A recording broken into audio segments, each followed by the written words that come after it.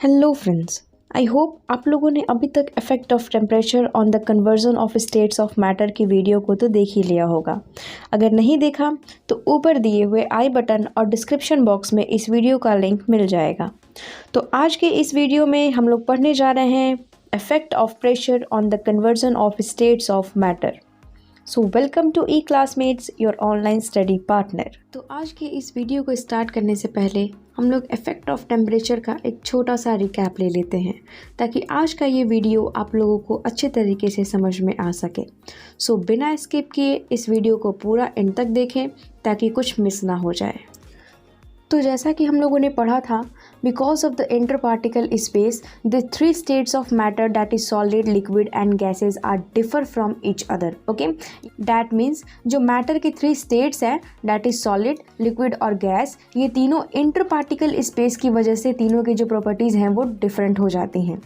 Okay और हम लोगों ने ये भी देखा था कि हम लोग बहुत ईजिली तरीके से हम लोग ये सारे स्टेट्स ऑफ मैटर को इंटरचेंज कर सकते हैं। ओके एंड इसका हम लोगों ने एक बेस्ट एग्जांपल देखा था जहाँ पे आइस को मेल्ट करने पे वो वाटर बन रहा था एंड वाटर को फर्दर हीट करने पे वो वाटर वेपर में ट्रांसफॉर्म हो जा रहा था। ओके नाउ हम लोगों ने देखा था कि why does the change in state of matter take place. That means कि जो स्टेट ऑफ मैटर हैं वो क्यों चेंज हो जाते हैं। तो the one and only reason behind this is the interparticle space and the inter particle force of attraction. Next हम लोगों ने एक बहुत इंटरेस्टिंग अरेंजमेंट्स को देखा था and this arrangements help us to understand the effect of temperature and the effect of pressure very well. Okay तो ये जो अरेंजमेंट्स हैं according to the IMS, that means the intermolecular space or it is the interparticle space. Okay, now the second one is the intermolecular force of attraction, that means the interparticle force of attraction. इन दोनों के basis पे यहाँ पे हम लोगों ने solid, liquid और gases को अरेंज करके देखा था और ये काफ़ी एक इम्पॉर्टेंट अरेंजमेंट होता है इफेक्ट ऑफ टेम्परेचर और इफेक्ट ऑफ प्रेशर को समझने के लिए। तो जैसा कि हम लोग यहाँ पे देख सकते हैं कि जो इंटरमॉलिकुलर स्पेस है वो इन्वर्सली प्रोपोर्शनल होता है इंटरमॉलिकुलर फोर्स ऑफ अट्रैक्शन के। ओके इस रिलेशन को हम लोगों ने काफ़ी डिटेल वे में इसके प्रीवियस वीडियो में डिस्कस किया है। Okay so please go and visit it, इसका लिंक आप लोगों को ऊपर आई बटन में मिल जाएगा। सो यहाँ पे हम लोग देख सकते हैं कि किसी भी स्टेट ऑफ मैटर में अगर इंटरमॉलिकुलर स्पेस यानी कि इंटर पार्टिकल स्पेस काफ़ी ज़्यादा है देन हम लोग बोल सकते हैं कि उनके पार्टिकल्स के बीच में जो फोर्स ऑफ अट्रैक्शन होगा वो काफ़ी ज़्यादा कम होगा। ओके बिकॉज ये जो इंटरमॉलिकुलर स्पेस है एंड जो इंटरमॉलिकुलर फोर्स ऑफ अट्रैक्शन है ये इन्वर्सली प्रोपोर्शनल होते हैं। सो यहाँ पे हम लोग देख सकते हैं कि जो सॉलिड स्टेट ऑफ मैटर होता है उसमें जो इंटरमॉलिकुलर स्पेस होता है as compare to the liquid कम होता है and as compare to the gas काफ़ी ज़्यादा कम होता है। तो इस तरीके से हम लोगों ने यहाँ पे अकॉर्डिंग टू इंटरमॉलिकुलर स्पेस हम लोगों ने थ्री स्टेट्स ऑफ मैटर को अरेंज किया था। ओके और यहाँ पे हम लोगों ने इंटरमॉलिकुलर फोर्स ऑफ अट्रैक्शन के अकॉर्डिंग भी यहाँ पे हम लोगों ने थ्री स्टेट्स ऑफ मैटर को यहाँ पे अरेंज किया था। ओके और ये समझना काफ़ी ज़्यादा इंपॉर्टेंट होता है कि कौन सी स्टेट ऑफ मैटर में इंटरमॉलिकुलर स्पेस काफ़ी ज़्यादा कम होता है और कौन सी स्टेट ऑफ मैटर में इंटरमॉलिकुलर फोर्स ऑफ अट्रैक्शन काफ़ी ज़्यादा हाई होता है।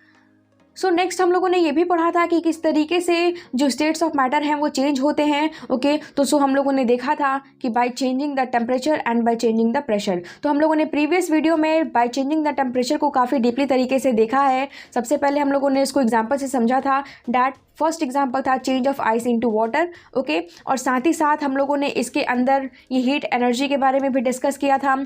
नाउ इसके अंदर हम लोगों ने मेल्टिंग पॉइंट के बारे में भी काफ़ी डिटेल तरीके से डिस्कस किया था एंड लैटेंट हीट के बारे में भी हम लोगों ने डिस्कस किया था, latent heat of fusion and as well as latent heat of vaporisation भी डिस्कस किया था। ओके जो हम लोगों ने सेकंड एग्जांपल एज्यूम किया था वो था the change of water into water vapour. यहाँ पे भी हम लोगों ने बॉइलिंग पॉइंट टेम्परेचर के बारे में डिटेल वे में डिस्कस किया था। नाउ इसके अंदर हम लोगों ने लैटेंट हीट ऑफ वेपराइजेशन के बारे में भी डिस्कस किया था। So moving ahead to the topic, आज की इस वीडियो में हम लोग बाय चेंजिंग द प्रेशर हम लोग पढ़ने वाले हैं कि किस तरीके से प्रेशर को चेंज करके हम लोग स्टेट ऑफ मैटर को चेंज कर सकते हैं।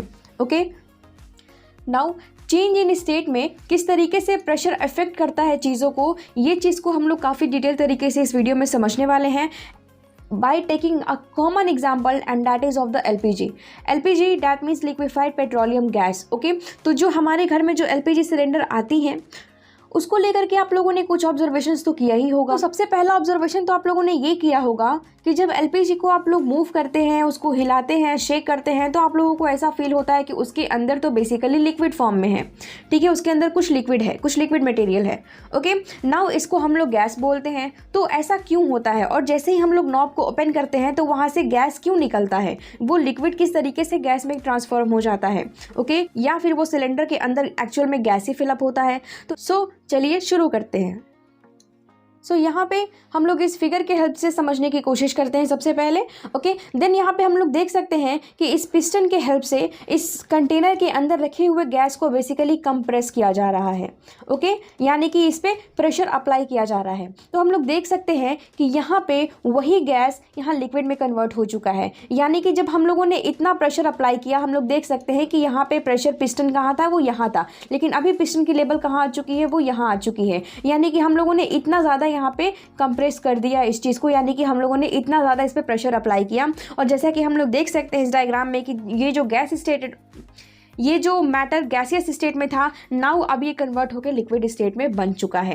ओके, अब हम लोग देख रहे हैं कि अगेन हम लोग यहाँ पे प्रेशर को अप्लाई कर रहे हैं पिस्टन की हेल्प से। यहाँ पे हम लोग इसको कंटिन्यूअसली कंप्रेस कर रहे हैं और देख सकते हैं कि जो पहले लिक्विड था अब वो सॉलिड में कन्वर्ट हो चुका है। ओके, तो यहाँ पे हम लोग इस फिगर के थ्रू ये तो समझ सकते हैं कि किस तरीके से पिस्टन की हेल्प से यहाँ पे कंप्रेस किया जा रहा है, यानी कि प्रेशर अप्लाई किया जा रहा है और यहाँ पे गैस लिक्विड में और liquid solid state of matter में यहाँ पे कन्वर्ट हो रहे हैं। बट इसके पीछे का मैकेनिज्म क्या है, तो इसको हम लोग काफ़ी डिटेल तरीके से समझने की कोशिश करेंगे। तो इसको समझने के लिए हम लोग थोड़ा सा पीछे की तरफ चलते हैं। ओके, और हम लोग ये देखते हैं कि गैसियस स्टेट ऑफ मैटर वो लिक्विड में कन्वर्ट हो रहा है, यानी कि इनका जो इंटरमॉलिक्यूलर स्पेस है वो कम हो रहा है, क्योंकि यहाँ पे हम लोग क्लियरली देख सकते हैं कि लिक्विड में as compare to the gaseous intermolecular space कम होते हैं। ओके, और वहाँ पे जब लिक्विड सॉलिड में कन्वर्ट हो रहा था, यानी कि उनके बीच में जो इंटरमॉलिक्यूलर स्पेस है वो और भी ज़्यादा कम हो रही थी।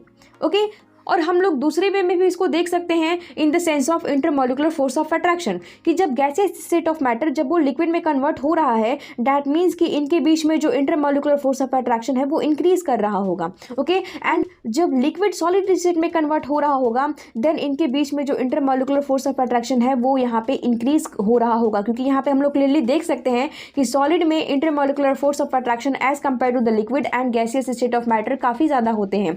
ओके, तो यहाँ पे भी हम लोग क्लियरली समझ सकते हैं कि यहाँ पे भी वही कुछ उसी तरीके का प्रोसेस यहाँ पे भी हो रहा होगा। ओके, सो यहाँ पे स्टेट्स ऑफ मैटर के चेंज होने के पीछे का दो ही रीज़न है, that is intermolecular space and the intermolecular force of attraction. But समझते हैं कि ये प्रेशर के थ्रू ये इंटरमॉलिक्यूलर स्पेस और इंटरमॉलिक्यूलर फोर्स ऑफ अट्रैक्शन आखिरकार चेंज कैसे हो रहे हैं। ओके, यानी कि बेसिकली हम लोगों को intermolecular space, intermolecular force of attraction and pressure के बीच में एक रिलेशन को समझना होगा। ओके, तो हम लोग देखते हैं कि प्रेशर क्या होता है बेसिकली। तो pressure is the force per unit area, यही इसी को हम लोग प्रेशर कहते हैं। That means pressure is equals to force upon में एरिया, पर यूनिट एरिया। ठीक है, तो इस फॉर्मूले के अकॉर्डिंग हम लोग यहाँ पे क्लियरली एक रिलेशन को देख सकते हैं, that pressure is directly proportional to the force. Okay, यानी कि यहाँ पे प्रेशर अगर इंक्रीज करेगा देन वहाँ पे हम लोग बोल सकते हैं कि फोर्स भी इंक्रीज कर रहा है। ओके, जहाँ पे प्रेशर डिक्रीज कर रहा होगा यानी कि वहाँ पे फोर्स भी डिक्रीज करेगा। ओके, नाउ इस फोर्स को हम लोग इस स्टेट ऑफ मैटर के रिस्पेक्ट में हम लोग इस फोर्स को बेसिकली इंटरमॉलिक्यूलर फोर्स भी कह सकते हैं। सो यहाँ पे हम लोग इस चीज़ को समझ सकते हैं कि अगर हम लोगों ने प्रेशर को इंक्रीज किया किसी भी स्टेट ऑफ मैटर में, ओके, देन वहाँ पे जो इंटरमॉलिक्यूलर फोर्स ऑफ अट्रैक्शन होगा वो भी बेसिकली इंक्रीज कर जाएगा। ओके, और जैसा कि हम लोगों ने देखा था कि गैसेस में इंटरमॉलिक्यूलर फोर्स ऑफ अट्रैक्शन काफ़ी ज़्यादा कम होते हैं। ओके, तो जब यहाँ पे फोर्स ऑफ अट्रैक्शन इंक्रीज करेगा तो वो किस में कन्वर्ट हो जाएगा, वो लिक्विड में कन्वर्ट हो जाएगा, क्योंकि लिक्विड में force of attraction as compare to the gases state of matter काफ़ी ज़्यादा होता है। ओके, तो यहाँ पे हम लोग इस रिलेशन से समझ सकते हैं कि प्रेशर इंक्रीज करने से जो इंटरमॉलिक्यूलर फोर्स ऑफ अट्रैक्शन है वो इंक्रीज कर रहा है। ओके, और जैसा कि हम लोगों ने अभी जस्ट पहले पढ़ा था कि जो इंटरमॉलिक्यूलर स्पेस होता है वो बेसिकली इनवर्सली प्रोपोर्शनल होता है इंटरमॉलिक्यूलर फोर्स ऑफ अट्रैक्शन से। ओके, यानी कि इंटरमॉलिक्यूलर फोर्स ऑफ अट्रैक्शन जब इंक्रीज करेगा तो बेसिकली इंटरमॉलिक्यूलर स्पेस वहाँ पे डिक्रीज करेगा। यहाँ पे हम लोग देख सकते हैं कि यहाँ पे इंटरमॉलिक्यूलर फोर्स यहाँ पे इंक्रीज कर रहा है, सच डैट यहाँ पे हम लोग देख सकते हैं कि इंटरमॉलिक्यूलर जो स्पेस है वो क्या करेगा, वो बेसिकली डिक्रीज करेगा। और यहाँ पे हम लोग क्लियरली IMF के अकॉर्डिंग और IMS के अकॉर्डिंग अगर हम लोग दोनों को इस change of state of matter से अगर रिलेट करते हैं तो हम लोगों को दोनों ही सिचुएशन में यहाँ पे हम लोगों को change of state of matter देखने को मिलेगा। बेसिकली हम लोग यहाँ पे बोल सकते हैं कि प्रेशर के इंक्रीज़ होने की वजह से यहाँ पे जो इंटरमॉलिक्यूलर फोर्स ऑफ अट्रैक्शन है वो बेसिकली इंक्रीज़ कर रहा है और जो इंटरमॉलिक्यूलर स्पेस है उनके बीच में वो बेसिकली यहाँ पे डिक्रीज़ हो रही है और इस तरीके से gaseous state of matter liquid state of matter में कन्वर्ट हो जा रहा है। एंड देन अगर इस पर भी अगर यहाँ पे प्रेशर अप्लाई किया जा रहा है कंटिन्यूअस, तो then liquid state of matter यहाँ पे सॉलिड स्टेट ऑफ मैटर में कन्वर्ट हो जाएगा। ओके, नाउ अब हम लोग इफेक्ट ऑफ टेम्परेचर और इफेक्ट ऑफ प्रेशर के बीच में रिलेशन समझ लेते हैं। इनके बीच में रिलेशन समझने से पहले हम लोग अगेन यहाँ पे इंटरमॉलिक्यूलर स्पेस के अकॉर्डिंग सॉलिड, लिक्विड और गैस का यहाँ पे हम लोग अरेंजमेंट्स देख लेते हैं। ओके, तो जैसा कि हम लोग जानते हैं कि सॉलिड के अंदर सबसे कम इंटरमॉलिक्यूलर स्पेस होता है, देन लिक्विड के अंदर होता है एंड देन गैसियस स्टेट के अंदर होता है। ओके, नाउ अब हम लोग इसी को अकॉर्डिंग टू IMF हम लोग देख लेते हैं। तो जैसा कि हम लोग जानते हैं कि सॉलिड के अंदर सबसे ज़्यादा इंटरमॉलिक्यूलर फोर्स ऑफ अट्रैक्शन होता है, देन लिक्विड के अंदर होता है एंड देन गैसेस के अंदर होता है। ओके, दैट मीन्स कि अगर हम लोगों को सॉलिड स्टेट ऑफ मैटर को लिक्विड स्टेट ऑफ मैटर में कन्वर्ट करना है तो वहाँ पे हम लोगों को इंटरमॉलिक्यूलर स्पेस को इंक्रीज़ करना होगा। इट मीन्स कि इस केस में हम लोगों को इंटरमॉलिक्यूलर स्पेस को इंक्रीज करना होगा। एंड अगेन यहाँ पे सॉलिड को अगर लिक्विड में ट्रांसफॉर्म करना है देन यहाँ पे हम लोगों को इंटरमॉलिक्यूलर फोर्स ऑफ अट्रैक्शन को डिक्रीज करना होगा। ओके, हम लोगों ने प्रीवियस क्लास में पढ़ा था कि जब हम लोगों ने सॉलिड को लिक्विड में चेंज किया था तो उस वक्त यहाँ पे हम लोगों ने टेम्परेचर को इंक्रीज़ किया था। दैट मीन्स कि अगर सॉलिड को लिक्विड में कन्वर्ट करना है और लिक्विड को गैसियस फॉर्म में कन्वर्ट करना है तो इस केसेस में बेसिकली हम लोगों को टेम्परेचर को राइज करना था, यानी कि टेम्परेचर को इंक्रीज़ करना था, तभी जा करके इनके जो इंटरमॉलिक्यूलर स्पेस हैं वो इंक्रीज़ हो रहे थे। एंड देन आफ्टर हम लोग ऐसा बोल सकते हैं कि जो इनके बीच में जो इंटरमॉलिक्यूलर फोर्स ऑफ अट्रैक्शन है वो बेसिकली डिक्रीज़ हो रहे थे, जैसा कंडीशन हम लोगों को यहाँ पे चाहिए एक सॉलिड को लिक्विड में ट्रांसफॉर्म करने के लिए। ओके, नाउ आज के लेक्चर में हम लोगों ने पढ़ा कि गैस को लिक्विड में कन्वर्ट करने के लिए बेसिकली हम लोगों को प्रेशर को इंक्रीज करना था। ओके, नाउ लिक्विड को सॉलिड में कन्वर्ट करने के लिए भी यहाँ पे हम लोगों को प्रेशर को इंक्रीज करना था।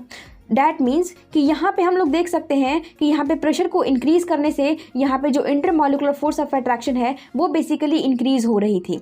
ओके, यानी कि यहाँ पे जो IMF है वो यहाँ पे इंक्रीज हो रहा था। ओके, और यहाँ पे भी हम लोग IMS की कंडीशन में भी समझ सकते हैं कि जब यहाँ पे गैस लिक्विड में ट्रांसफॉर्म हो रहा होगा देन वहाँ पे हम लोग देख सकते हैं कि जो इंटरमॉलिक्यूलर स्पेस है वो बेसिकली इस कंडीशन में डिक्रीज हो रही थी, यानी कि जो इंटरमॉलिक्यूलर स्पेस है वो क्या हो रही थी, वो यहाँ पे इस कंडीशन में डिक्रीज हो रही थी। यानी कि प्रेशर को इंक्रीज करने से यहाँ पे intermolecular force of attraction increase कर गया एंड जो इंटरमॉलिक्यूलर स्पेस है वो डिक्रीज कर गया बेसिकली। ओके, तो अब हम लोग देखते हैं कि इनके बीच में क्या सिमिलैरिटीज हम लोगों को देखने को मिल रही है।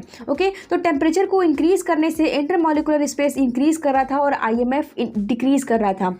और यहाँ पे हम लोग देख सकते हैं कि प्रेशर को इंक्रीज करने से intermolecular force of attraction increase कर रहा है। यानी कि यहाँ से हम लोगों को क्या ऑब्जर्वेशन देखने को मिला कि temperature is directly proportional to the intermolecular space and temperature is inversely proportional to the intermolecular force of attraction. Okay, now इस कंडीशन से हम लोगों को देखने को मिला कि pressure is directly proportional to the intermolecular force of attraction and pressure is inversely proportional to the intermolecular space.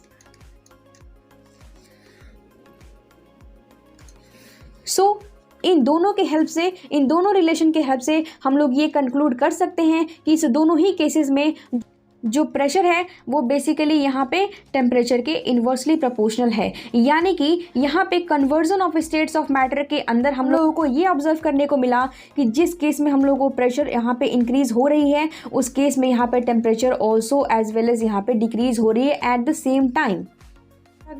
In short हम लोग ये कह सकते हैं कि जब सॉलिड लिक्विड में ट्रांसफॉर्म होता है एंड लिक्विड गैस में ट्रांसफॉर्म होता है उस कंडीशन में जो टेम्परेचर है वो इंक्रीज़ होती है एंड जो प्रेशर है वो बेसिकली डिक्रीज़ होती है। ओके, नाउ जब गैस लिक्विड में कन्वर्ट होता है एंड लिक्विड सॉलिड में कन्वर्ट होता है देन इस कंडीशन में जो टेम्परेचर है वो बेसिकली डिक्रीज़ करती है एंड जो प्रेशर है वो बेसिकली इंक्रीज़ करता है। ओके, नाउ इसी मैकेनिज़्म के हेल्प से जो हमारे घर पे जो गैस सिलेंडर्स आती हैं उसको बेसिकली यहाँ पे पेट्रोलियम गैस को बेसिकली लिक्विड में कन्वर्ट किया जाता है। Okay, and because of this यहाँ पे हम लोग पेट्रोलियम गैस को यहाँ पे LPG कहते हैं, यानी कि लिक्विफाइड पेट्रोलियम गैस कहते हैं। ओके, अब यहाँ पे एक क्वेश्चन राइज होता है कि इस पेट्रोलियम गैस को लिक्विड में कन्वर्ट करने की ज़रूरत क्या होती है, किस रीज़न की वजह से हम लोग यहाँ पे बेसिकली पेट्रोलियम गैस को लिक्विड में कन्वर्ट करते हैं, यानी कि पेट्रोलियम गैस को हम लोग बेसिकली लिक्विफाई करते हैं। So the simple answer is to decrease the volume, क्योंकि हम लोग यहाँ पे क्लियरली देख सकते हैं कि जब गैसियस स्टेट में था वो मैटर तो उसकी वॉल्यूम कितनी ज़्यादा थी, एंड जब वो प्रेशर अप्लाई करने के बाद जब वो लिक्विड स्टेट में कन्वर्ट हो गया तो उसकी जो वॉल्यूम है वो डिक्रीज़ हो गई, एंड सॉलिड स्टेट में उसकी वॉल्यूम और भी ज़्यादा डिक्रीज़ हो गई। ओके, तो यहाँ पे इसको लिक्विफाई करने का सिंपल आंसर है to decrease the volume. Okay, and ये वॉल्यूम के डिक्रीज़ होने की वजह से जो इसका ट्रांसपोर्टेशन होता है वो काफ़ी ज़्यादा इजी हो जाता है, क्योंकि यहाँ पे ट्रांसपोर्ट बहुत दूर दूर तक होती है, तो यहाँ पे गैसियस फॉर्म को यहाँ पे ट्रांसपोर्ट करना काफ़ी ज़्यादा डिफ़िकल्ट हो जाता है, बिकॉज जो प्रेशर और टेम्परेचर है बेसिकली वो आउटर एटमॉस्फेयर में उसको मेंटेन करना पड़ता है और ये काफ़ी ज़्यादा डिफ़िकल्ट हो जाता है। सो यहाँ पे ट्रांसपोर्ट को ईजी करने के लिए यहाँ पे बेसिकली इस पेट्रोलियम गैस को लिक्विफाई किया जाता है। Okay, and as well as यहाँ पे वॉल्यूम को डिक्रीज़ करने के लिए भी किया जाता है। ओके, जैसा कि हम लोग देख सकते हैं कि यहाँ पे प्रेशर के हाई होने की वजह से जो वॉल्यूम है वो यहाँ पे डिक्रीज़ हो रही है, जैसा कि हम लोगों ने यहाँ पे अभी एग्जाम्पल के थ्रू यहाँ पे समझा था। If this video helped you, then you can subscribe the channel to get this type of conceptual video, and if there is any doubt, then mention in the comment box. Thank you.